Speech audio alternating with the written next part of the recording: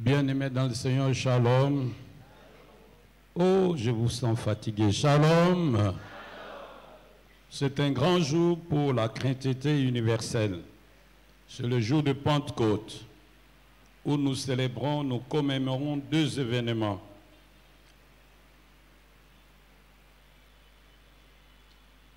Le premier, c'est la réception ou l'envoi par Dieu de son Esprit Saint. Et le deuxième événement, c'est la naissance de l'Église chrétienne. C'est pourquoi nous devons être dans la joie à cause de ces deux événements. Souhaite à ton ami bonne fête de Pentecôte.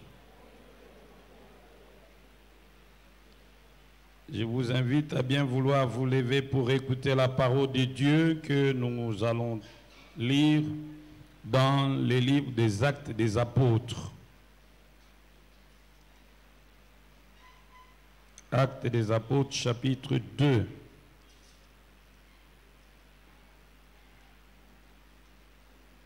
Et dans ces chapitres, nous allons nous intéresser à la prédication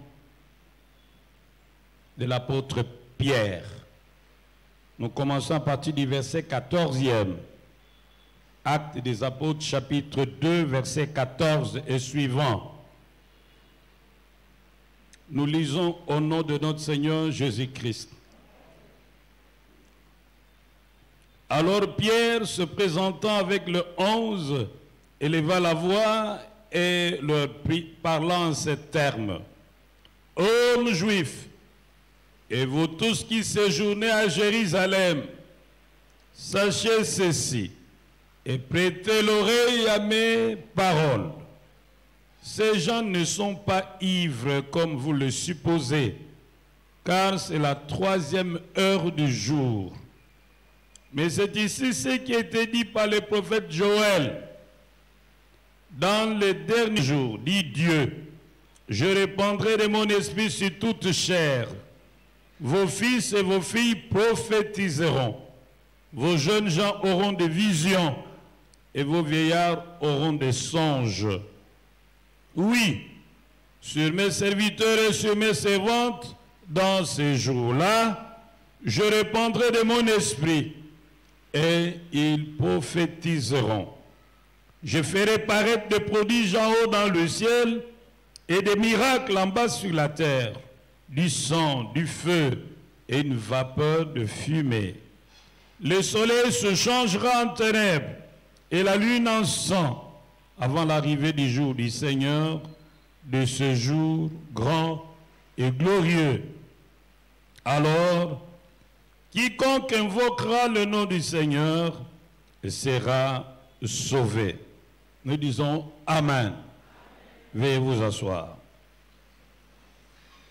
Il est bon et agréable de nous trouver en ces lieux pour écouter ta bonne parole. Viens, ô Dieu, parle à chacun de nous dans la puissance du Saint-Esprit. Au nom de Jésus-Christ, nous avons ainsi prié. Amen. Notre thème est une question. Pourquoi le Saint-Esprit est-il venu? Pourquoi? Pourquoi le Saint-Esprit est-il venu? Pourquoi?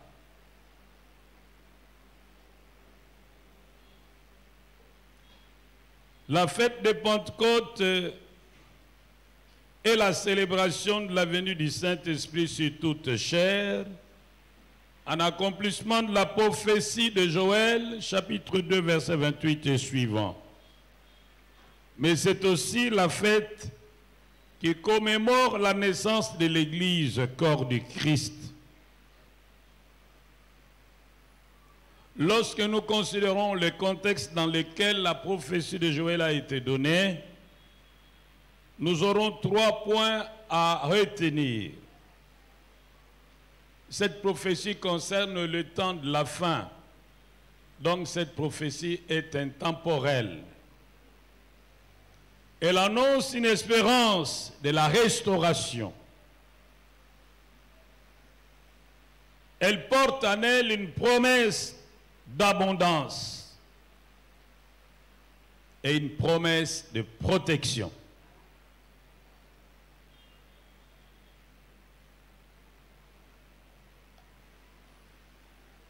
Jésus-Christ, notre Seigneur, après sa résurrection, il a passé 40 jours avec ses disciples. Et puis après, il est monté au ciel. Mais avant de monter au ciel, il a dit à ses disciples de ne pas se déplacer, de rester à Jérusalem jusqu'à ce qu'ils reçoivent d'en haut le Saint-Esprit survenant sur eux. Et alors, ils seraient ses témoins à Jérusalem, en Judée, en Samarie, jusqu'aux extrémités de la terre. Pendant qu'il était avec eux, il leur avait dit qu'il était avantageux pour eux qu'ils s'en aillent. Et il avait promis que lorsqu'il sera parti, il demandera auprès du Père de leur envoyer un autre consolateur. Les disciples sont restés ensemble dans la chambre haute. Ils priaient jour et nuit.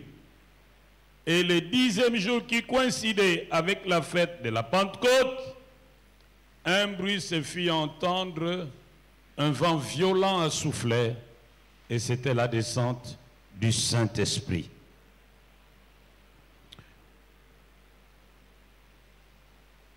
Ils étaient tous dans l'étonnement et la surprise, et ils se disaient les uns aux autres: voici ces gens qui parlent, ne sont-ils pas tous galiléens? Et comment les entendons-nous dans notre propre langue, à chacun dans notre langue maternelle? Parthes, Mèdes, Élamites, ceux qui habitent la Mésopotamie, la Judée, la Cappadoce, les Ponts, l'Asie, la Phrygie, la Pamphylie, l'Égypte, les territoires de la Libye voisine de Cyrène, et ceux qui sont venus de Rome, juifs et prosélytes, crétois et arabes, comment les entendons-nous parler dans nos langues des merveilles du Dieu? Ce jour-là, c'était un grand jour où tous ceux qui étaient engagés dans le judaïsme devaient se retrouver à Jérusalem pour célébrer la fête de Pentecôte, la fête de semences. Et c'est ce jour-là que Dieu va choisir pour que ce qui était une préfiguration devienne une réalité. Ce qui était l'ombre des choses à venir puisse devenir une réalité. Le Saint-Esprit arrive. Et lorsqu'il descend sur les apôtres, puisqu'ils ont entendu le bruit, ils ont accouru pour chercher à savoir qu'est-ce qui se passait, d'où venait ce bruit et pour quelle raison. Et lorsqu'ils sont arrivés là où se trouvaient les apôtres, chacun entendait les apôtres annoncer les merveilles de Dieu dans sa langue maternelle. Ils étaient étonnés, ce n'est pas possible. Mais ces gens ne sont-ils pas tous galiléens? Mais comment pouvons-nous les entendre chacun dans sa langue maternelle? Ne sont-ils pas ivres? Se demandait-il. C'est pourquoi l'apôtre Pierre va se lever pour leur dire: non, non, non, non, non. Il est encore 8 heures du matin. Ces gens ne sont pas ivres. Mais ce que vous voyez là, c'est l'accomplissement de la promesse qui se trouve dans Joël chapitre 2, verset 28 et suivant, où Dieu avait annoncé longtemps en avance qu'il enverrait son esprit sur toutes les chairs. Et les filles et les garçons allaient prophétiser. Les vieillards allaient avoir des songes. Et des miracles allaient se produire sur la terre. Dites avec moi, Amen. Est-ce que vous êtes là?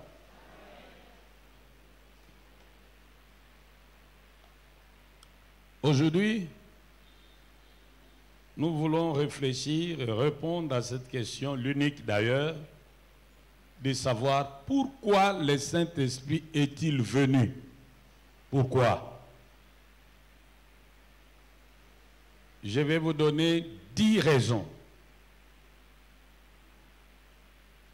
Et tout au long de notre séminaire qui va suivre, nous verrons Comment recevoir le Saint-Esprit? Qui peut recevoir le Saint-Esprit? Comment être rempli du Saint-Esprit? Comment être revêtu de puissance? Et comment entretenir la flamme du Saint-Esprit? Tous ces sous-points seront développés tout au long de notre séminaire qui va commencer demain. Mais je sais que vous ne pourriez pas venir suivre ce séminaire si vous ne comprenez pas bien l'enseignement d'aujourd'hui. À savoir, pourquoi le Saint-Esprit est venu. Voici la première raison pour laquelle le Saint-Esprit est venu.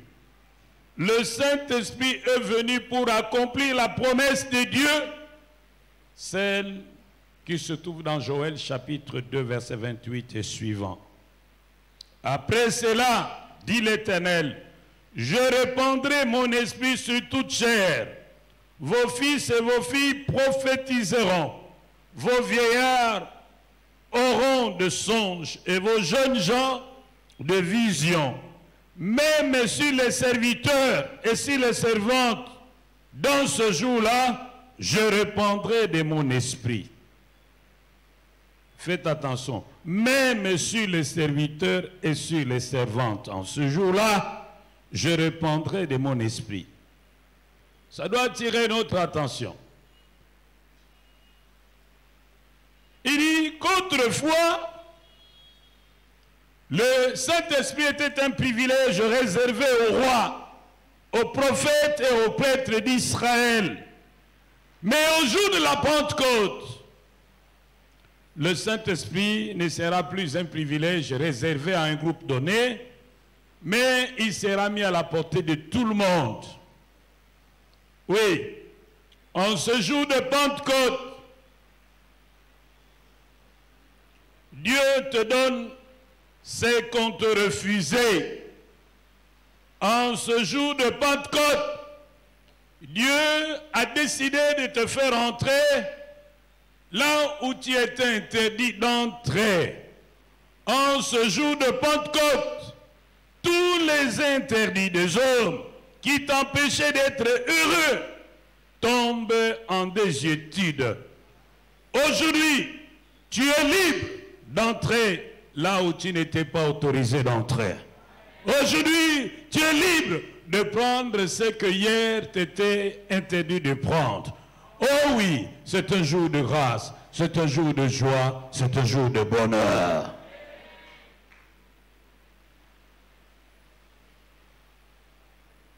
Je ne sais pas qui avait arrêté cet interdit. Qui avait dit que toi, tu n'as pas le droit d'entrer dans cette porte-là? Je ne sais pas. Qui avait dit que toi, tu ne peux pas devenir X, Y ou Z? Je ne sais pas. Qui a dit que tu ne peux pas occuper cette fonction-là? Qu'il soit chef de ta famille, qu'il soit féticheur, qu'il soit sorcier, qu'il soit chef coutumier, de quelque nom qu'on le nomme. J'ai une bonne nouvelle pour toi ce matin. En ce jour de Pentecôte, tous les interdits tombent. Toutes les barrières sont renversées. Toutes les bonnes portes fermées sont ouvertes pour toi. Plus personne ne peut t'interdire de te marier. Plus personne ne peut t'interdire d'avoir des enfants. Plus personne ne peut t'interdire de monter, de monter, de monter, de monter et de monter plus haut. Plus personne ne peut t'interdire d'avancer. Plus personne ne peut t'interdire de réussir. Oui, tout est à ta portée car le Saint-Esprit est là. Ce qui était impossible hier devient possible aujourd'hui.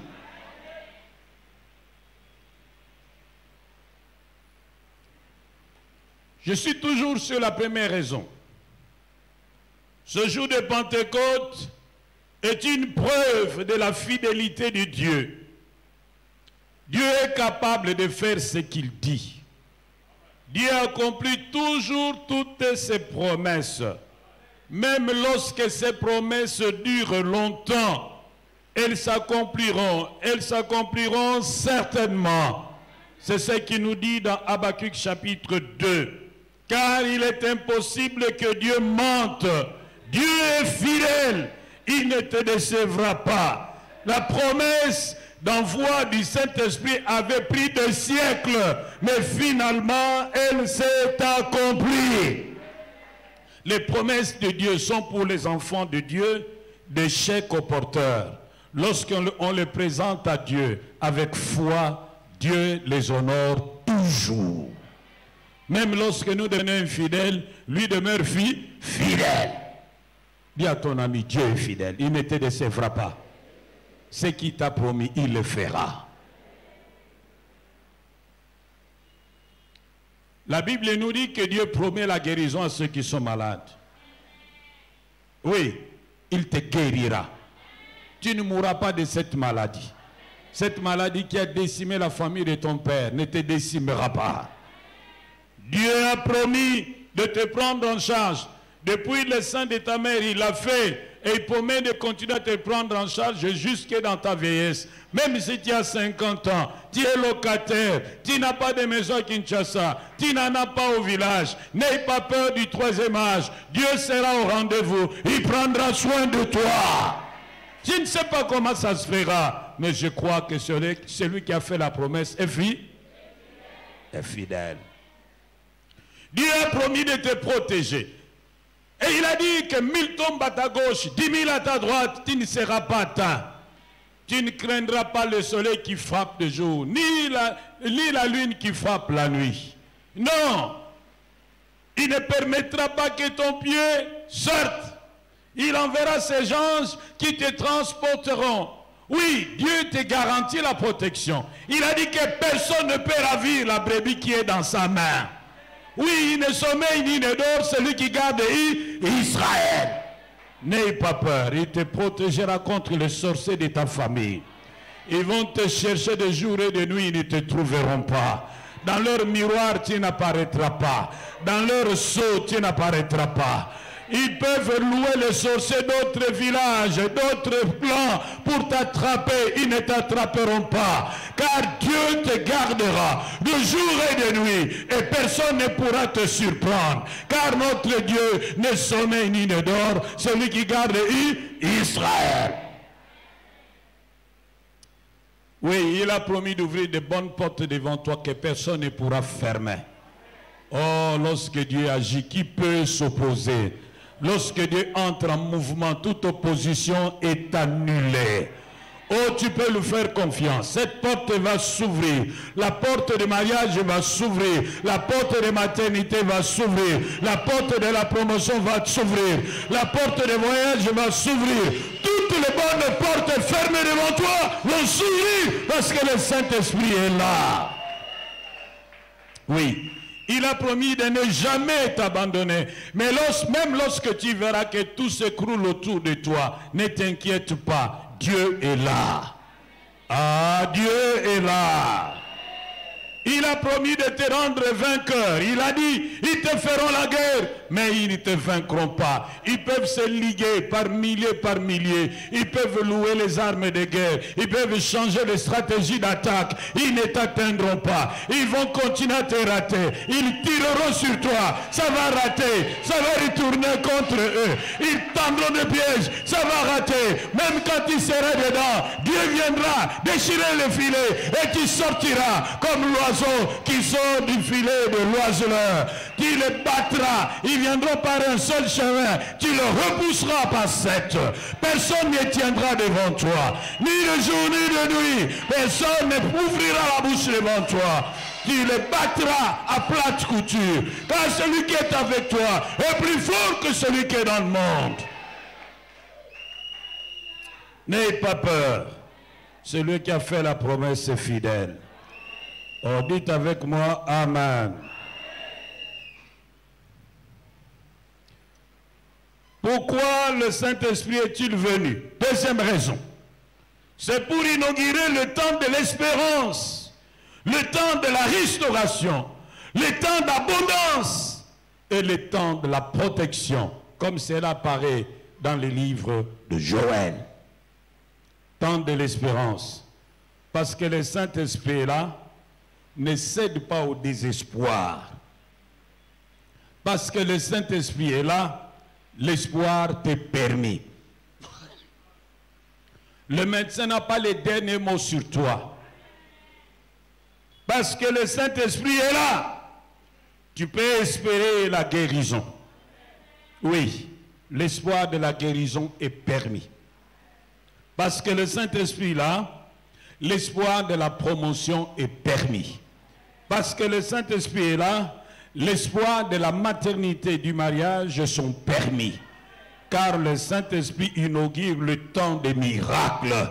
Le temps des miracles n'est pas révolu. Notre Dieu ne change pas. Il ne connaît pas d'ombre de variation. Ce qu'il a fait hier, il est capable de le faire aujourd'hui. Il le fera encore demain. Il est le même hier, aujourd'hui et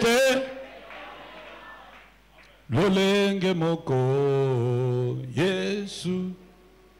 Lolenge moko Yesu abongwanite. Lolenge moko. Lolenge moko, lolenge moko, Yesu abongwanite. Il y a un groupe parmi les chrétiens qu'on appelle les dispensationalistes.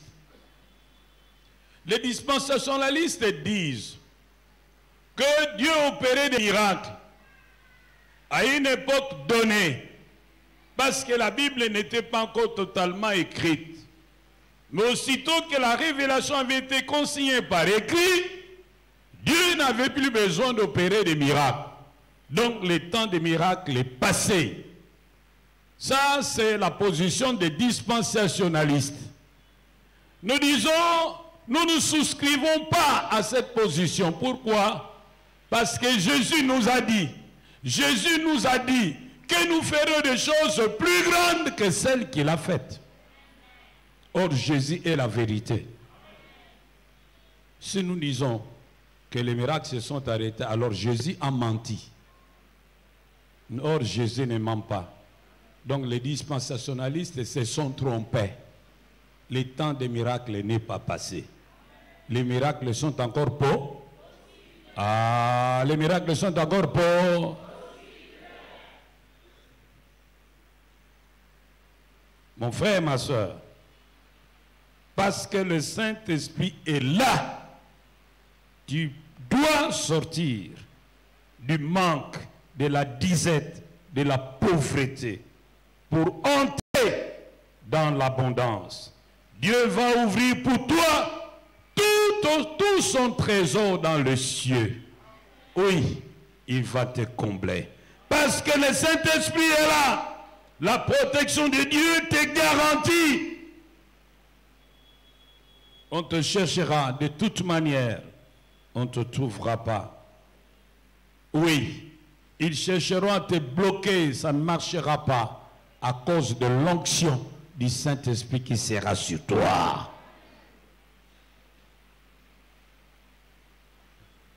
Tout ce que l'ennemi a préparé comme joug pour t'empêcher d'avancer seront brisés, car l'onction brise le joug. Lorsque nous étions encore des enfants à Mwanda, il y avait un voleur qui opérait. Mais ces voleurs-là ne se faisaient jamais attraper. Et voici son secret. Avant d'aller opérer, il s'est déshabillé. Il est resté avec son caleçon. Et il prenait le temps de soindre d'huile. Il soignait d'huile. L'huile partout, l'huile de palme. Bien là. Et puis ils allaient opérer. Il allait opérer. Lorsqu'il entrait dans une maison que par mégarde, quelqu'un venait à découvrir que le voleur était là, vous pouvez l'attraper, mais il suffit qu'il fasse ça. Il glisse. Il est imprenable. Si vous l'attrapez par la main, faites ça. Il est dégagé. Vous l'attrapez par les pieds, faites ça. Il est dégagé. Ainsi en est-il de tout enfant de Dieu ou un du Saint-Esprit. Si l'ennemi veut le bloquer, il glisse. Si l'ennemi veut le prendre par les pieds, il glisse. Plus personne ne peut te bloquer, tu peux glisser. Ah, dis-lui, tu peux te glisser. Dis-lui, tu peux te glisser. On ne peut plus te maîtriser parce que l'onction est sur toi. Oh, dites avec moi, amen.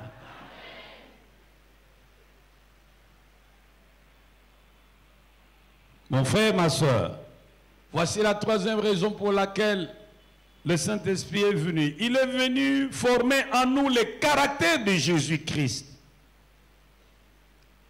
Et ces caractères se manifestent par la présence de fruits de l'Esprit. Il est venu nous transformer jusqu'à ce que nous devenions semblables à Christ. Frères et sœurs, personne ne peut changer sa vie par ses propres efforts. Dans Jérémie 13, 23, il est dit, un Éthiopien peut-il changer sa peau? Un léopard peut-il ôter les taches de sa peau? De même, seriez-vous capable de faire le bien, vous qui êtes accoutumés à faire le mal? Mais qui peut changer l'homme? Seul le Saint-Esprit en est capable.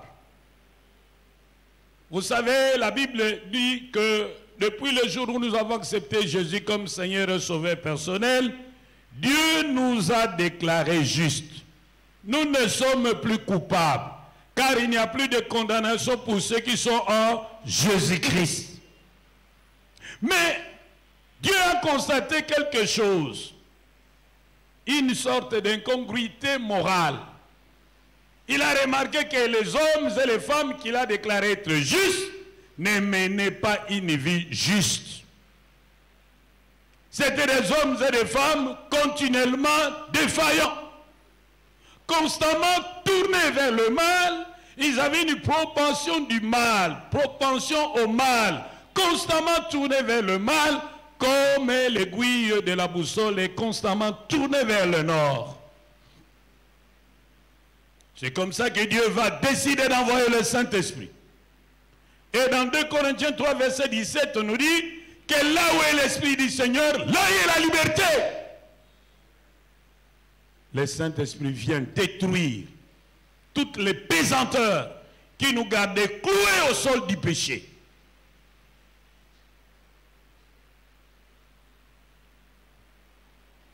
Dans Romains 7, l'apôtre Paul dit, « Ce qui est bien, je le sais, n'habite pas moi, c'est-à-dire dans ma chair.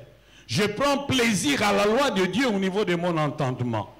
Mais je trouve une autre loi attachée à mes membres qui est opposée à la loi de mon entendement.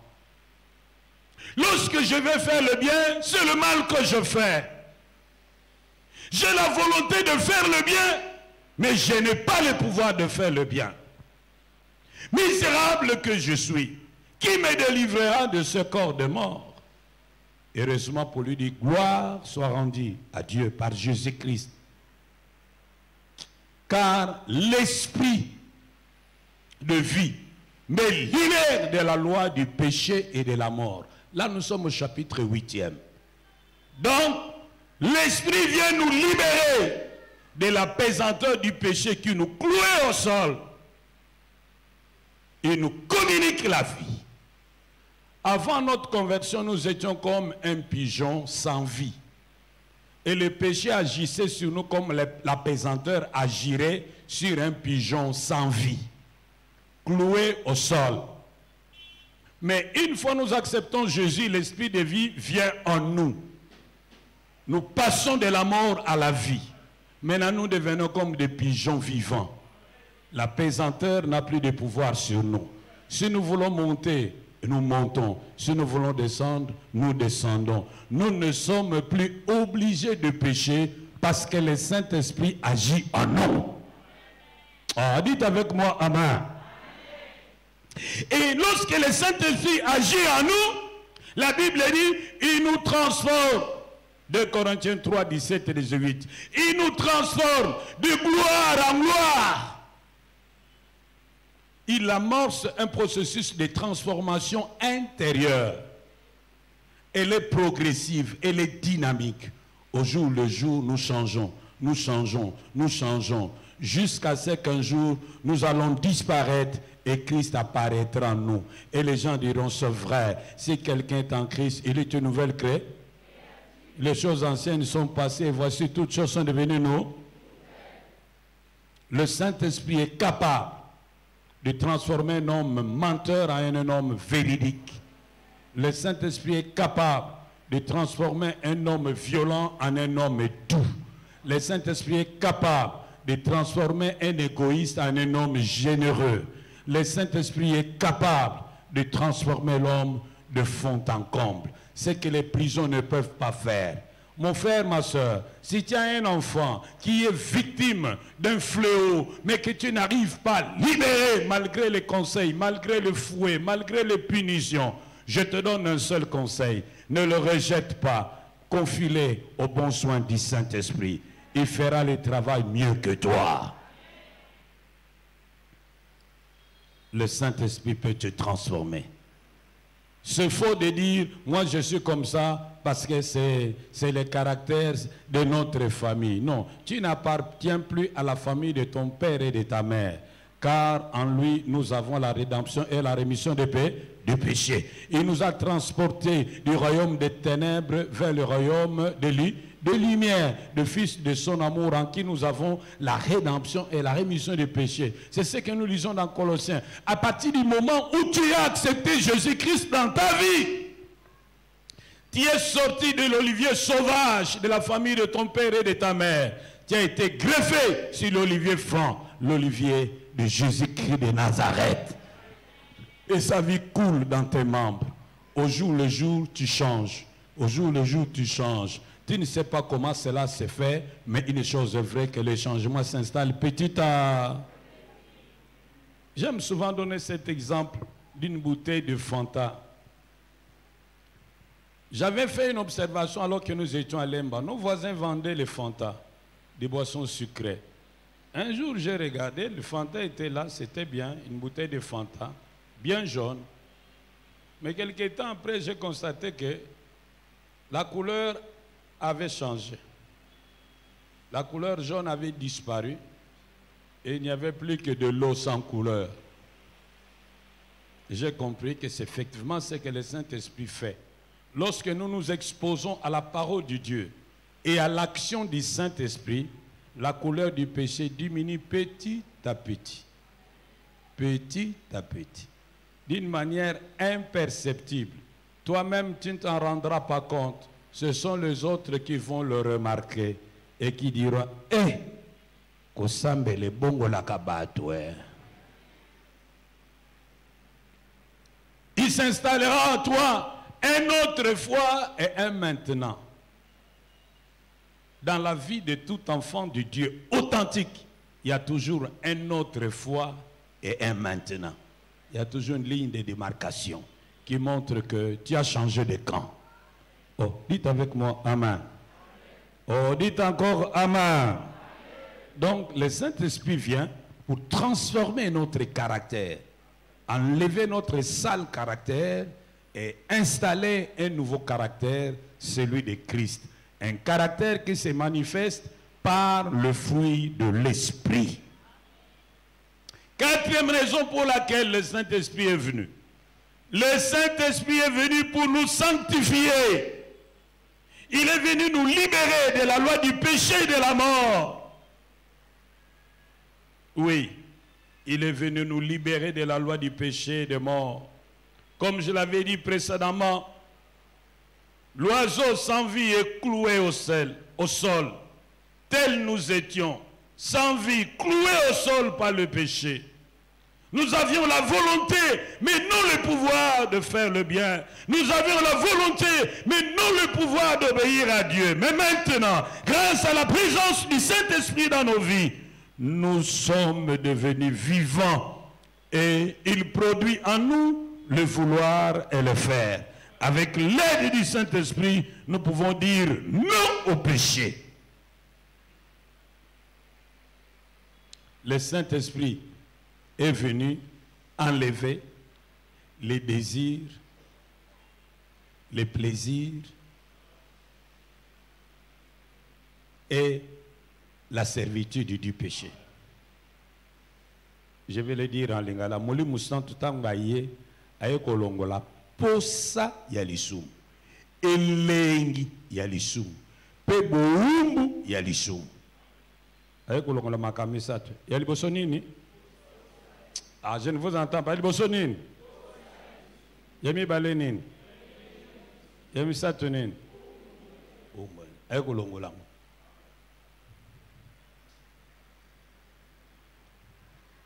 Rappelez-vous de l'histoire du chien voleur des œufs. Il y a un chien qui avait l'habitude de voler les œufs. On l'a fouetté, on l'a puni de toute manière, mais il n'a arrêté de voler les œufs. Dès qu'il voyait un œuf, il tombait dessus, il le mangeait. Jusqu'au jour où son propriétaire a trouvé un traitement radical.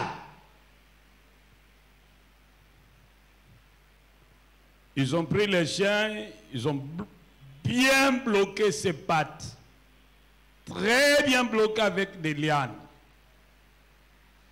Et puis après, on a mis une machette au feu. La machette a chauffé. La machette a rougi. Alors, des costauds ont pincé la gueule du chien, ont sorti sa langue. Ils ont passé la machette dessus la langue. Les Blancs qui défendent les droits des animaux, et ils auraient arrêté ces gens. Pour avoir passé la machette sur la langue du chien, ils ont juste mis un peu d'huile de palme sur la langue, avec la cendre, ils ont laissé les chiens. Les chiens criaient de toutes ses forces, s'est débattu de toutes ses forces, mais en vain. La langue était toujours pendante dehors. Les chiens salivaient, souffraient avec le temps. Les douleurs commençaient à diminuer jusqu'à finir.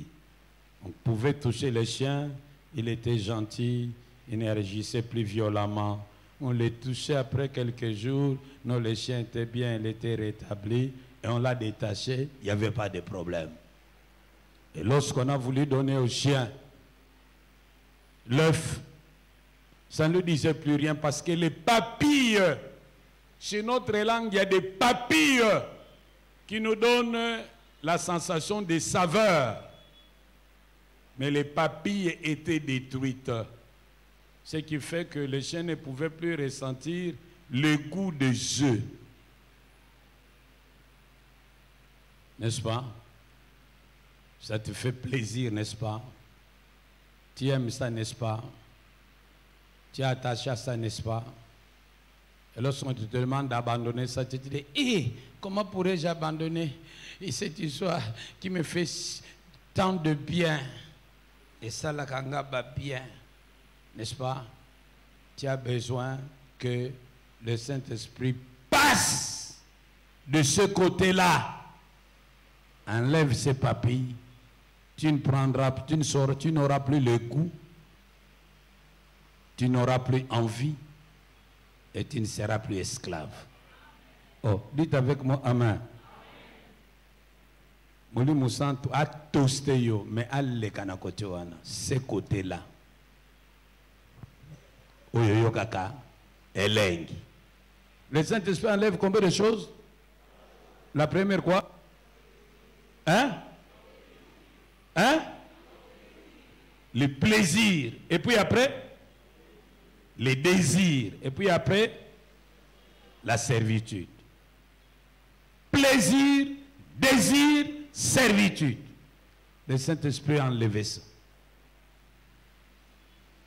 Tu connais des choses auxquelles tu prends plaisir, mais que Dieu déteste. Tu connais des choses que tu désires, mais que Dieu déteste. Tu connais des choses qui ont fait de toi esclave, mais que Dieu déteste. Cesse de te battre. Crie au secours au Saint-Esprit. Dis-lui, viens de ses côtés, touche de ses côtés. Il va faire passer son feu et tu seras délivré. Oh, dites avec moi, amen. Est-ce que vous êtes là? Dis à ton voisin, là qui s'est côté ango, allez, côté wana. Lobane côté wana, lobane. Alleka. Atia moto na ye. Okobika. Ceux qui ont allé à Bongo Zolba Saint-Esprit, dans cette histoire, la Bible dit, vous connaîtrez la vérité et la vérité vous rendra libre.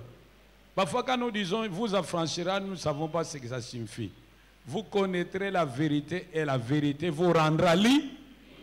Il faut dire la vérité. Yo plaisir na yo eza koteni. Désir na yo eza koteni. Oza muumbu ya nini? Veux-tu être libéré ce soir, ce matin? Tu as besoin du pasteur ou du prophète? Tu as besoin de qui? Saint-Esprit.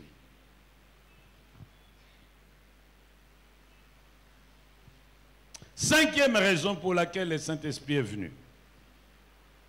Le Saint-Esprit est venu pour nous rendre capables d'aimer comme Dieu.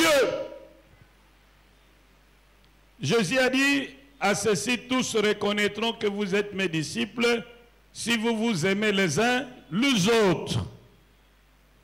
Aimez-vous les uns les autres comme moi je vous ai aimé. Personne ne peut aimer comme Dieu. Dieu n'a pas attendu que nous devenions meilleurs pour nous aimer. Mais lorsque nous étions encore sans force, Christ t'a marqué est mort pour des impies. À peine mourrait-on pour un homme juste. Quelqu'un peut-être mourrait-il pour un homme de bien. Mais Dieu prouve son amour envers nous en ce que lorsque nous étions encore des pécheurs, Christ est mort pour nous. Dites avec moi, Amen. Est-ce que vous êtes là? Dites avec moi, Amen.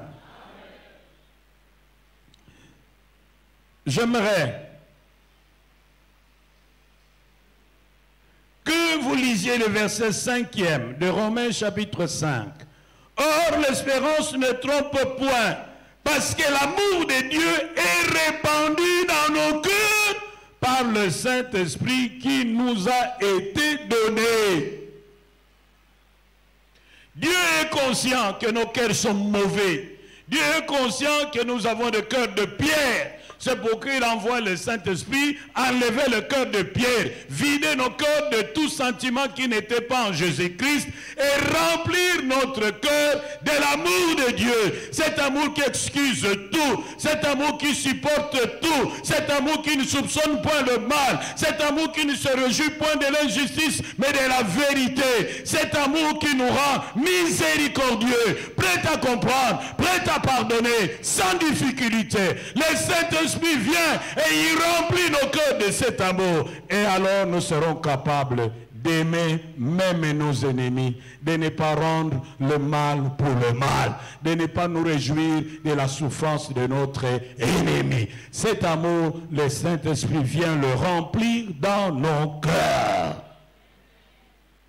C'est cet amour qui va nous permettre d'aimer Dieu par-dessus tout, d'aimer Dieu plus que l'argent, d'aimer Dieu plus que le pouvoir, d'aimer Dieu plus que la femme, d'aimer Dieu plus que l'homme, d'aimer Dieu plus que les biens de ce monde. C'est cet amour qui va nous aider à aimer l'autre comme nous nous aimons nous-mêmes. C'est le Saint-Esprit qui vient de verser ça. Ceux en qui le Saint-Esprit a déversé un tel amour, même lorsqu'on leur fait du mal et qu'ils disent « je ne veux plus aider », observez-les seulement. Dès qu'un problème va se présenter, sans effort automatiquement, il aide, il oublie ce qu'il a dit hier. Parce qu'il y a un amour plus fort que lui qui le pousse à agir. Dites avec moi « Amen ». Oh, que le Seigneur enlève le cœur de pierre de ton mari. Que le Seigneur enlève le cœur de pierre de tes enfants. Que le Seigneur enlève le cœur de pierre de certains de nos responsables et de nos dirigeants, de cœurs pleins d'égoïsme. Ils veulent tout prendre pour eux-mêmes. Ils volent 100 millions, 200 millions, 300 millions et ils n'ont même pas peur, comme s'ils étaient en compétition dans le vol. Que le Seigneur enlève ce cœur de pierre et leur donne le cœur de chair. C'est à cause de la présence du cœur de pierre que ceux qui profitent de la guerre de l'Est ne veulent pas de l'état de siège. Parce qu'eux, ils voient l'argent, l'or, le coltan, les diamants. La mort des autres est devenue un business pour eux. Oh, que le Seigneur enlève le cœur de pierre dans le cœur de tous les Congolais, qu'il nous fasse une opération, une chirurgie cardiaque spirituelle.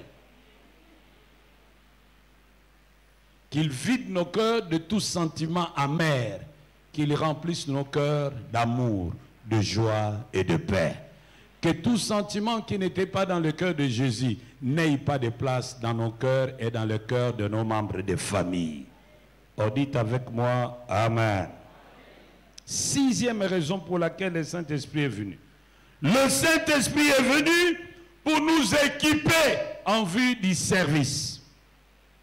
Nous sommes sauvés pour servir, d'après 1 Pierre 2, verset 9. Et l'apôtre Paul dit, ce n'est pas que nous soyons capables de faire quelque chose de par nous-mêmes, mais notre capacité vient de Dieu. 2 Corinthiens 3, verset 5. Et dans Zacharie 4, verset 6, Dieu dit que ce n'est ni par force, ni par puissance, mais par son esprit de victoire que nous pouvons réaliser son œuvre. C'est la raison pour laquelle Jésus-Christ, avant de commencer son ministère, quoique rempli du Saint-Esprit, il est allé jeûner et prier, et à la fin de sa retraite, il était revêtu du Saint-Esprit. Nous avons besoin de la plénitude et des revêtements de puissance pour faire des exploits et pour faire un travail remarquable. C'est pourquoi Jésus-Christ a demandé à ses disciples d'attendre la Pentecôte. Acte 1, verset 8. Maintenant, les gens sont devenus pressés. Les gens ne sont pas prêts à attendre. Dès qu'il connaît 3, 4 versets, il a participé à 4, 5 délivrances, il crée son ministère. Il veut voler de ses propres ailes. Non, prenons le temps, attendons le temps de Dieu. Soyons patients. Recherchons la plénitude et le revêtement de puissance. Comment? Nous allons voir ça tout au long du séminaire. Septième raison. Pourquoi le Saint-Esprit est venu? Le Saint-Esprit est venu pour nous rendre capables de continuer la mission dont nous parle le discours programme de Jésus dans Luc 4, verset 16 et suivant. Continuez l'œuvre que Jésus a commencée. Continuez à libérer les captifs. Continuez à guérir les malades. Continuez à annoncer la bonne nouvelle. Continuez à détruire les œuvres du diable. Continuez à proclamer une année de grâce du Seigneur. Continuez ce travail. Nous pouvons le continuer que si et seulement si nous sommes remplis et revêtus depuis. Remplis et revêtus depuis. De puissance. Huitième raison. Le Saint-Esprit est venu pour attester que Jésus-Christ est Seigneur. Personne ne peut dire que Jésus-Christ est Seigneur s'il n'est pas poussé par le Saint-Esprit.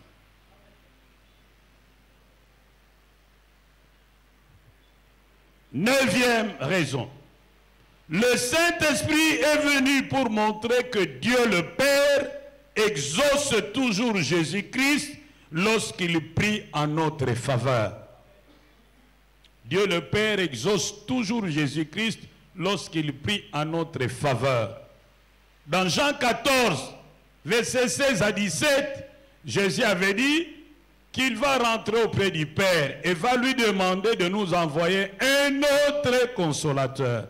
Le fait que cet autre consolateur soit venu prouve à suffisance que la prière de Jésus en notre faveur avait été exaucée. Ce ne sont pas les apôtres qui ont demandé que le Saint-Esprit vienne. C'est Jésus qui a demandé auprès de son Père que le Saint-Esprit vienne pour nous aider dans nos faiblesses. Et le Saint-Esprit est venu. C'est pourquoi nous tirons une conclusion par inférence qu'effectivement, Jésus doit avoir posé les problèmes et il a été exaucé. C'est ce qui m'amène à vous dire que dans la vie de tout enfant de Dieu, les hasards n'existent pas.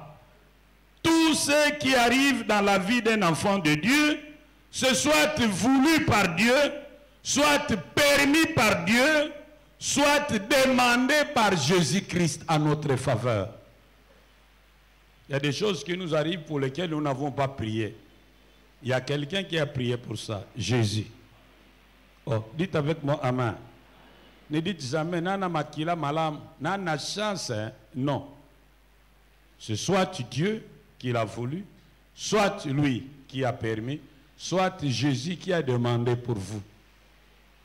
Oh, dites avec moi amen. Il connaît mieux que toi et mieux que moi tous les besoins de nos cœurs. Et pour notre grand bonheur, il demande souvent en notre faveur. Nous avons un intercesseur auprès du Père. Puisque Jésus est assis auprès du Père et que Dieu ne lui refuse rien lorsqu'il intercède en notre faveur, nous n'avons pas besoin des saints. Oh, dites avec moi amen. Non, nous avons mieux que les saints. Nous n'avons pas besoin de Marie pour qu'elle intercède en notre faveur. Non, nous avons mieux qu'elle. Nous avons qui j'ai? Ah, est-ce que vous êtes là? Nous n'avons pas besoin de prier nos ancêtres, d'aller prier notre papa qui est mort. Nous n'en avons pas besoin. Il y a quelqu'un qui nous aime et qui est plus près du Père que personne d'autre. Son nom, c'est qui, c'est Jésus? Nous avons besoin de Jésus. Jésus seul. Ah, Jésus seul. Dixième et dernière raison. Le Saint-Esprit est venu pour nous aider à prier et pour convaincre les pécheurs de pécher et nous aider à comprendre les choses de Dieu. Il vient pour nous aider à prier. Dans Romains 8, 26 à 27, Romains 8, 26 à 27, on nous dit que nous ne savons pas ce qu'il convient de demander à Dieu. Et le Saint-Esprit lui-même, par des soupirs inexprimables, intercède en notre faveur. C'est aussi lui, le Saint-Esprit, qui nous fortifie dans la prière, qui sait fortifier les genoux languissants.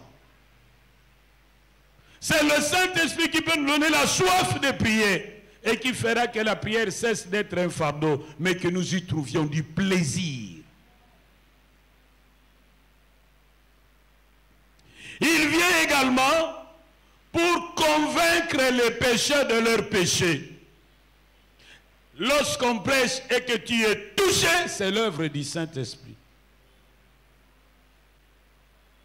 C'est lui qui fait que lorsqu'un pécheur vient dans une assemblée et que le pasteur prêche, le pécheur a l'impression qu'on est allé raconter sa vie au pasteur. C'est l'œuvre du Saint-Esprit. Il vient dévoiler nos cœurs, mettre notre péché à nu et le rendre laid à nos regards. C'est ce qu'on dit dans Jean 16, versets 6 à 11. Il viendra pour convaincre les pécheurs du péché et du jugement. Jean 16, 6 à 11. Le Saint-Esprit vient également pour nous aider à comprendre les choses de Dieu. C'est pourquoi dans Jean 14, verset 16, il va lui-même nous enseigner. Il y a un grand homme de Dieu qui a vécu aux États-Unis. Son nom c'est A. Tozer. Tozer, comme vous entendez, T-O-Z-E-R. A. Tozer.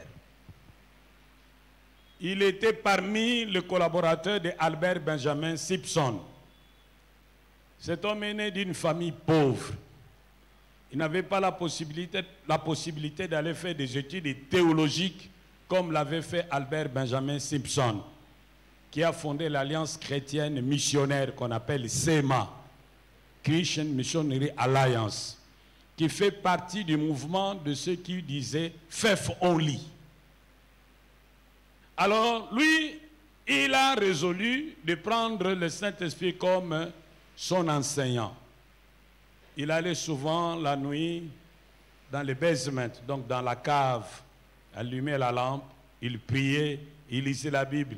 Et là où il ne comprenait pas, il demandait au Saint-Esprit de lui expliquer. Qu'est-ce qu'on a remarqué par la suite? Il était devenu le plus grand prédicateur aux États-Unis. Il avait une profondeur dans la manière d'expliquer la parole qui dépassait tout entendement. Le Saint-Esprit, il enseigne mieux que la faculté de théologie. Le Saint-Esprit, il enseigne mieux que l'Institut biblique. C'est pourquoi, des fois, vous entendez quelqu'un expliquer la parole de Dieu sur un verset que vous avez déjà lu, mais il est en train de dire des choses auxquelles vous n'avez jamais pensé. Et vous vous demandez, mais tiens, ce qu'il dit là, c'est tout vraiment dans la Bible. Ça, c'est l'œuvre du Saint-Esprit. Celui qui donne aux enseignants la capacité de faire comprendre des choses compliquées en des mots très simples, de telle sorte qu'ils atteignent les moins instruits et les élites. Ça, c'est l'œuvre du Saint. C'est lui l'enseignant par excellence. Il est plus intelligent que tous les PhD, dans quelque domaine que ce soit. Il les dépasse tous. Dites avec moi, Amen. J'aimerais conclure. Ton Dieu ordonne que tu sois puissant et que tu domines au milieu de tes ennemis. Il est temps de cesser de se plaindre et de pleurer, mais de chercher la puissance du Saint-Esprit afin que vous puissiez terroriser vos ennemis. Il faut que la peur change de camp. Ah, où est-ce que vous êtes là? Ça ne sert à rien de pleurer. Vos pleurs ne vont rien changer. Le diable n'a aucun respect pour l'école pastorale. Il n'a aucun respect pour les titres. Il ne respecte ni prêtre, ni pasteur, ni archevêque, ni bishop, ni pape. Il s'en fout de tout le monde. Le diable n'a pas peur d'un colonel ou d'un général avec ses armes. Le diable, il terrorise tout le monde. Mais le diable craint et respecte celui qui est puissant et fort. D'ailleurs, la paix, c'est l'équilibre des terreurs. Quand tu intimides, toi aussi, tu l'intimides, vous commencez à vous respecter. C'est comme ce qui se passe à l'Est. Kagame avait transformé notre pays en un champ de jeu. Il entrait quand il voulait, il faisait ce qu'il voulait. Il nous a imposé une guerre par procuration qui a coûté des millions de vies à l'Est. Nous avions seulement le temps de pleurer. Communauté internationale, communauté internationale. La communauté internationale ne voit que ses intérêts. Si tu n'es pas fort, c'est ton affaire. Alors, il a encore envoyé ses amis. Cette fois-ci, Fachi Béton. Il a dit assez. Na signé yo. L'obéguerre n'a pas na signé. Il a massé les troupes. Mais entrez, on va voir. Est-ce qu'il est encore rentré?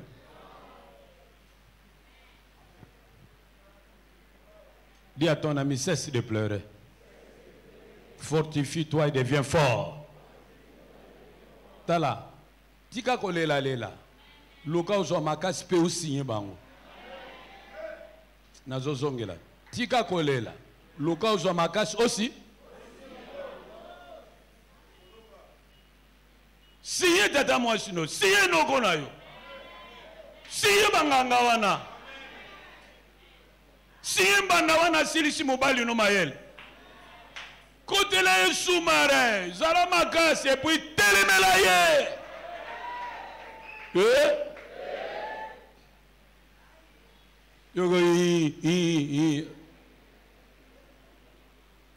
Moi, je me rappelle, lorsqu'on était encore enfant, lorsque vous sortez, que vous vous battez avec vos amis, et puis on vous tape, vous pleurez, vous rentrez près de la maman, elle prend le fouet, elle vous fouette. Oya nana betio kinga na betio azana makolomi mine te maboko mine te yo zana maboko te na zana ngozana makolo mapona nino bundi te chua. Prochainement, si ton ami te tape, tu vas rentrer chez maman. To bébé la gaga. To bébé la gaga ceux qui allaient que maka so souiller. Oh, dites avec moi Amen. C'est pourquoi les Bangala disent, ce que moi, moninga betio, betaye, landa tien nanda kwa maman naï. Donc, tala moninga no yo lela, ko lela na tembe. O la mga butu zo lela. Tika buzoba wana. La mga koma maka? Pe salanini d'ici? Salanini soko makas? Signé bang. Dans Ephésiens 6, verset 10, la Bible dit, fortifiez-vous dans sa force toute puissante. Après ces conseils vient l'enseignement sur les combats spirituels. C'est comme qui dirait, n'ose pas bousculer tes ennemis spirituels si tu n'es pas spirituellement fort. Commence par te fortifier. Et lorsque tu verras que tu es suffisamment fort, lève le ton, donne les ordres, et ça va s'exécuter. Et celui qui peut nous fortifier, c'est qui? Comment on l'appelle? Les pasteurs, les prophètes, l'apôtre, l'huile sacrée, comment on appelle ça? Les bracelets, la photo du prophète, l'eau, mais c'est qui? Le Saint-Esprit. Oh, dites avec moi Amen. Nous n'avons pas besoin d'eau. Nous avons besoin de Jésus et du Saint-Esprit. Nous n'avons pas besoin du sel. Nous avons besoin de Jésus et du Saint-Esprit. Nous n'avons pas besoin de bracelets. Nous avons besoin de Jésus et du Saint-Esprit. Nous n'avons pas besoin de l'eau du Jourdain. Nous avons besoin de Jésus et du Saint-Esprit. Il est malheureux que de nos jours, beaucoup de pasteurs sont entrés dans la cabale juive. D'autres sont entrés dans l'ordre de Melchisedec. D'autres sont entrés dans des loges et sont devenus des esclaves, des féticheurs, des marabouts et d'autres faux pasteurs du Nigeria. Et qui veulent faire le travail de Dieu avec une puissance des ténèbres, avec un feu étranger, simplement pour attirer les fous dans leurs églises et avoir beaucoup d'argent. Mais Jésus vous dit, à quoi servirait-il à un homme de gagner le monde entier s'il perdait son âme? Ce que vous allez chercher ailleurs se trouve pleinement en Jésus et dans le Saint-Esprit. Oh, dites avec moi Amen. Vous n'avez pas besoin de bagues pour chasser les démons. Vous n'avez pas besoin d'huile pour chasser les démons. Vous n'avez pas besoin d'un savon de ministère pour chasser les démons, pour guérir les malades. Vous n'avez pas besoin de ceintures magiques, de médailles pour attirer les foules dans vos églises. Jésus et le Saint-Esprit peuvent le faire mieux que quiconque. Ah oui. Dites avec moi Amen. Ne devenez pas esclaves des pasteurs. Ne vous laissez pas manipuler par les pasteurs. Le Saint-Esprit n'est pas réservé aux pasteurs. Il n'est pas réservé aux bishops. Il n'est pas réservé aux prêtres. Il n'est pas réservé au pape. Dieu a dit, il répandra de son esprit sur toutes les chairs. Vos filles et vos fils prophétiseront. Vos jeunes gens auront des visions. Vos vieillards auront des songes. Le Saint-Esprit n'est pas la propriété de personne. C'est un patrimoine commun. Oh, dites avec moi Amen. Il ne se trouve pas dans la salive du pasteur ou dans son mouchoir, il s'est essuyé, vous balancez ça, vous prenez, vous gardez ça comme une relique. Quoi? Ça vient d'où ces choses?